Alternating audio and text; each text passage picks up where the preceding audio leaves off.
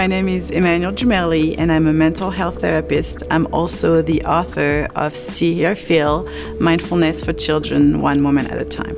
See, Hear, Feel is a really excited project because it's a collaboration between 3 friends as well as mindfulness practitioners.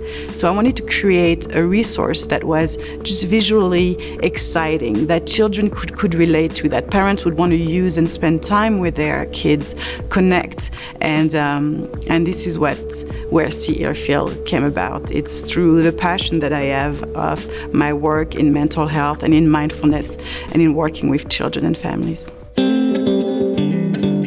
I was nominated for my book that was published by Tolson Books, Blood in the Asphalt, Prayers from the Highway.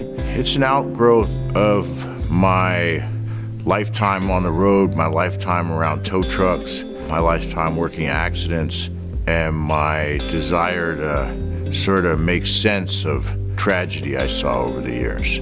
And one of the ways that I did that was I started first taking care of and then later documenting the shrines, the roadside shrines, what are called descansos. And at the same time, I'm also a writer. And so there's sort of these little micro essays about these shrines along with the photographs. You don't ever become comfortable with it, but you do sort of have to make some kind of peace with it. And I would hope that people would take some of that peace from my book too. My name's Nicole Walker, and I'm a writer and a professor here in Flagstaff. And my book is called Sustainability: A Love Story. And it's an interesting book about, well, I hope it's interesting, about how can we get it together to save the planet when we can barely get it together to save ourselves.